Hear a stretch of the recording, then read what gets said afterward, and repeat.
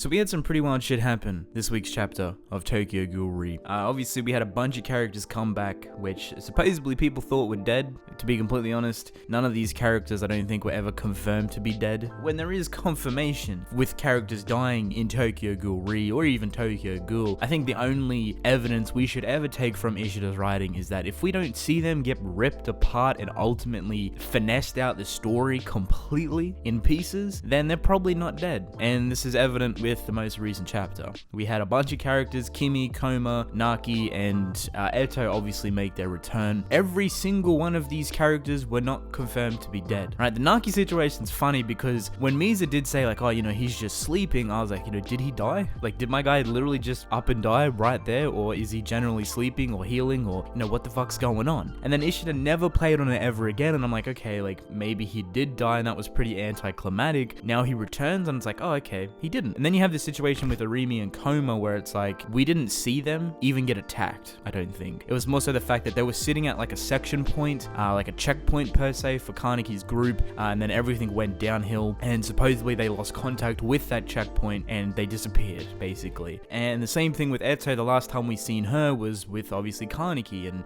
Kaneki was like, hey, you know what, fuck you, I ain't gonna help you, you're gonna sit there and die, etc, etc. Now, no one was confirmed to be dead, ever, not even Eto, right? The thing with Eto's situation and how she's coming back into the story and how, she regrew her head, which has got a lot of people confused. Don't worry, I have some sort of explanation for this, obviously, and hopefully Ishida may clarify on it, which I hope he does. To be completely honest, I feel like he has hid this in plain sight the entire time. I'm gonna explain it in a second, don't worry. First and foremost, Eto dying in that situation where she had no limbs, basically, is, realistically pretty far and few between. She has a incredible healing factor. The only reason that, a lot of people feel like she did die is because of her fight with Furuta and how downhill it went. I do remember that she was pumped with RC suppressants the entire time she was in prison, which doesn't allow her to heal properly at all. It doesn't even allow her to regulate her RC cells properly, but if one is pushed to the limit of using their Kagane or full Kagaja, etc., they could use it. However, the repercussions of using a full Kagaja is that once they come out of the form, once they get pulled out of the form or injured in their full Kagaja, everything is kind of amplified and they can't heal those wounds properly, right? You could tell by the way she was even fighting Furuta that she was completely sluggish and she should have probably overtowered Furuta to a much bigger margin, to a much bigger degree, but she didn't, hence why she was pumped with RC suppressants and mostly starved as well. This leads me down to two different things, obviously, because we don't know how the V organization right now are controlling ghouls. I have a slight idea, which is the idea of that Ishida has been hiding in plain sight the entire time, but it doesn't necessarily correlate with characters dying or being freshly dead. It could also be characters that are severely injured that the V organization can ultimately work on and chuck a experimentation into on the fly, right? Obviously it has to be quick. They can't open up the ghoul and sit there in surgery for hours on end to implement a, quote unquote control to be able to physically remotely control these ghouls and use them against their whims. There's a lot of different scenarios, right? I'll take you through a couple. The first one is characters dying, and I talked about this kind of briefly, and it's kind of more so in the essence of that if a character is freshly killed, and ghouls specifically, so not Arima or Haru or anything like that, just ghouls that have been freshly killed, maybe they could bring their bodies back to life. The RC cells are quite adaptive. They are a very big healing process, and one could say that if you were to kill a ghoul and then kind of spark them back to life and control what their RC cells are doing from the point of them being resurrected, theoretically, that the RC cells would heal the body, but the V organization would have complete control. That's kind of one way of specifically doing it, right? Because they're forcefully bringing dead ghouls back to life through a process, and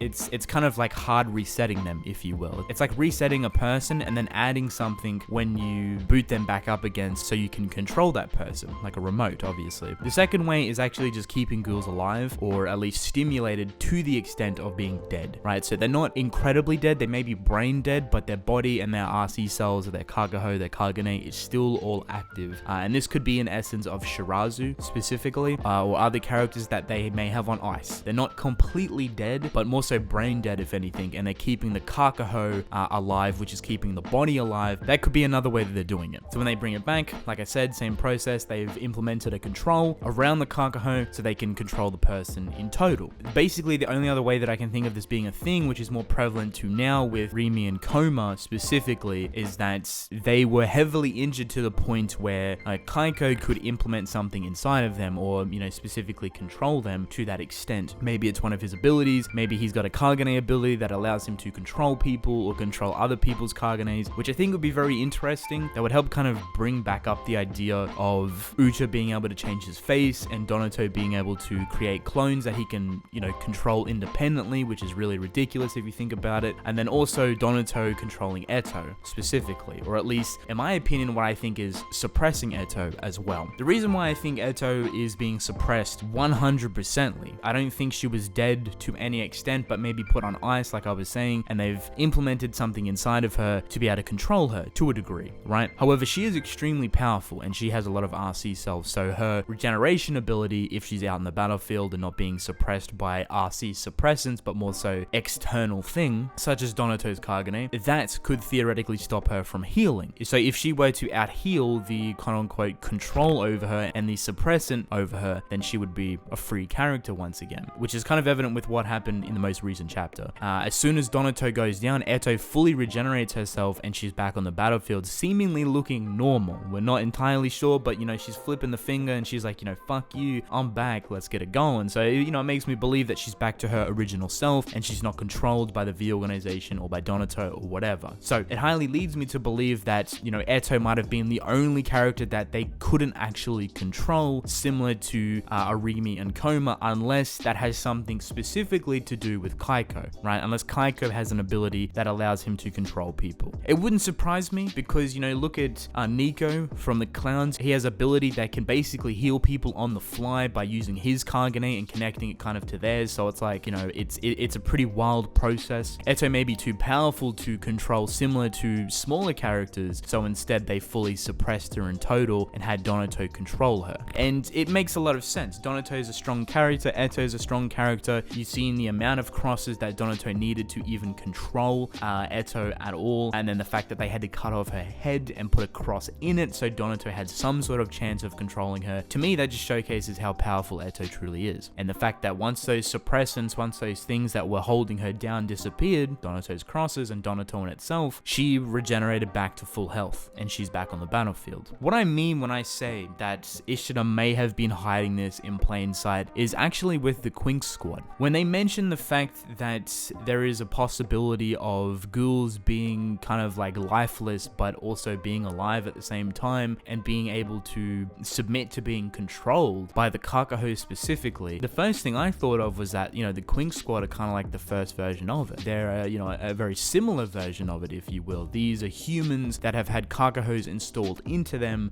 which are basically surrounded by framework, Quinque steel, if you will. Now, this framework holds the Kakaho in place and puts limitations on it, so the investigator, the human that is controlling it, doesn't completely go out of control or die or turn into a ghoul suddenly, etc., etc. They have to kind of lean into it and get used to the Kakaho before that's even possible. And that's evident with Shirazu and Yuri, two characters that have completely gotten rid of the restrictions on their Kakahos and have basically been turned into a ghoul, or a half ghoul, if you will. Very similar to Kaneki to an extent. Matsuki is also in that exact same situation. It's been teased for a very long time. There's never really been 100% confirmation for it, but with the very far and few between interactions that both Yuri, Shirazu, and Matsuki had with the doctors regarding their Kakahos, Yuri being a specific one, they always mention that Yuri was slowly losing the ability to be able to eat human food, which is the clear indication that he has a lot more RC cells than possible, which is the clearest thing to say that he had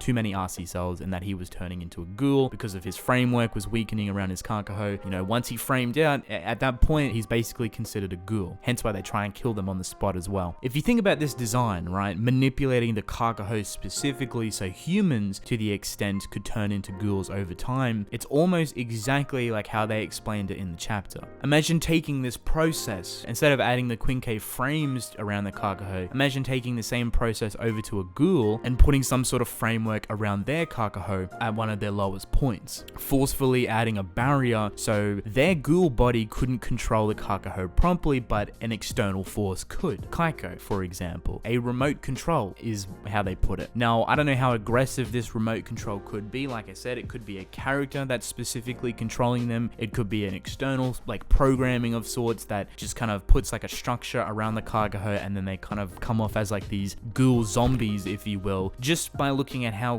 both Arimi and Koma reacted, they were very like ghoulish.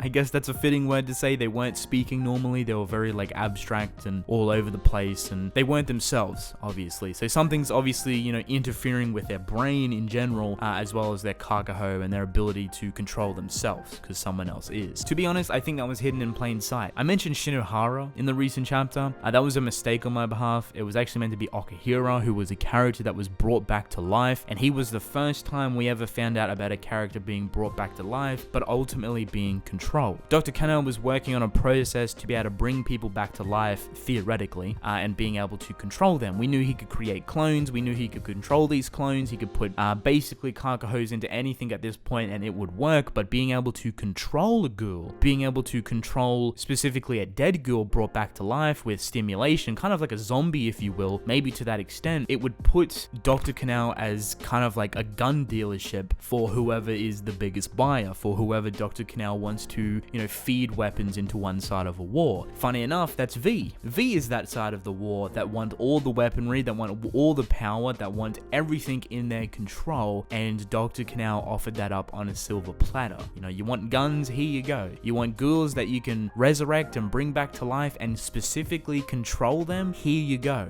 You want Eto Yoshimura, one of the most powerful ghouls in existence in the story, here you go. It's going to take a little bit more because she's very powerful and her regeneration is extremely high, but you've got Donato for that. He can control her, he can suppress her. But any other ghoul that you want, sure, here you go. Just get them down to a certain point of health or kill them or whatever you have to do. Chuck in this thing near their Kakahos, you're good to go and you have access to control them. There's a lot of different variations and obviously dark spots for the idea in general, but I think the Quinks is the very early stages of it. I think, you know, the Quinks obviously being like this variation or V2 of what Kaneki is, obviously being the next process with Dr. Kanao trying to replicate what Kaneki was. And now we have characters that can be controlled. What seemingly could be the exact same process, just a more bizarre version of it. Just with a driver at the wheel this time. So Eto specifically, I don't think is being controlled to the extent as, like I said, Arimi and Koma, but more so the fact that she was being suppressed by Donato completely because she was, you know, so powerful, because she can heal incredibly well. It makes sense that she grew her head back completely. Just look at Kuruna. She was a character that was completely cut in half, came back instantly. We're getting to the point of Kagane and Kakaho capabilities that it's kind of expanding the story even more, which is funny because the story is coming to an end. Do we open up a part 3 to explore the Kaganes and the Kakahos even more? I don't know. Is the reason why Ishida exploring these options very late game, and when I say late game, I mean like the final chapter's worth, is the only reason why Ishida's exploring this is because he's trying to wrap up everything too quickly, or is he trying to expand it into another story? Who knows? At this point, part 3 has been such a hit or miss. It's like at one point it was like, yeah, we're definitely getting a part 3, and then recently it was like, nah, we're not getting a part 3, there's no way. And then it's like the more answers we get, the more questions we have, and it's just endless cycle. Is Ishida trying to wrap up the story and dumping all of this information on us very, very last minute, or is he trying to lead it and segue it into a potential part 3, which evidently he could do. Don't get me wrong, a lot of people don't want to see a part 3, and I'm not even talking about like the child future or whatever like that, but I mean a whole different version. We have Rize right here. We have a character that kind of defies all odds of existence, a character that is considered potentially a god, you know, being reborn from literally nothing, from a dragon structure, which, you know, mind you, the climax and the caliber of everything right now is so goddamn big. To ultimately kill her off, you know, less than 10 chapters, does that not sound weird to people? Does it not sound weird that, you know, we've built up Dragon for so long, we've built up Rize, which we haven't even seen her yet, to ultimately her come into the story, right? Mind you, everyone has sacrificed things for Rize, for Ruta, the V organization, the CCG, the Washu family. Rize was the end goal. Dragon was the end goal, and it was just the beginning. Rize is just the beginning. Is she the beginning of part 3 and the downfall of the world? Potentially. Or is she just going to be killed off in, you know, under 10 chapters because she is the big final villain? She is the big final thing to come out. Is that going to completely overshadow what Ishida built for Rize and Dragon and the absolute climatic version for it? Just with Kaneki defeating Furuta and then completely defeating a character that should theoretically be 10 times more powerful. And I know I have no evidence for saying that Rize is potentially this powerful. powerful, but just look at everything that has happened. Look at the scale of Dragon. Look at the effort that people have gone through to have Rize be reborn from nothing. She has been created from a structure that is built off the foundation of her RC cells, which were considered to be extremely powerful and dangerous. She is the pure essence of what a ghoul is. She should literally be the top tier of ghouls. She has been created from a structure that specifically goes out, turns humans into ghouls, brings them back to harvest them, and then feeds it directly to her. This character, Rize, has to be powerful. If Kaneki beats this character in under 10 chapters after Ishida has built it up to such the highest degree, it's going to be very, very bizarre. And that's only looking at it one way. There's a multitude of different things that we have left to cover. Like I said, is Ishida building Rize up to be the, climatic final villain of the third part? A character that could ultimately wash the world if she really wanted to? Are V going to be dismantled that easily? Is there more V? We keep referencing back to Germany. Let's go to Germany. Surely V is not solely based in Japan. Surely V have circumstances in place in case they lose. And that's basically it. I apologize that this video is so goddamn long. I'm going on a tangent, but there is a lot of things going on right now. A lot of characters coming back, a lot of stories getting wrapped up and even open. So part 3 finale, is this truly the end of Tokyo Ghoul, or is there going to be a part 3? At this point, it's all up in the air and we're all just waiting for Ishida to help answer some of our questions. We have a massive announcement next week, which is most likely the ending of Tokyo Ghoul Re, but there may be more there. We'll have to wait and see. So with that being said, I'm actually going to end the video for you. I hope you guys enjoyed. Don't forget to subscribe. I greatly appreciate it. Let me know your thoughts in the comment section below, and I'll catch you guys in the next video.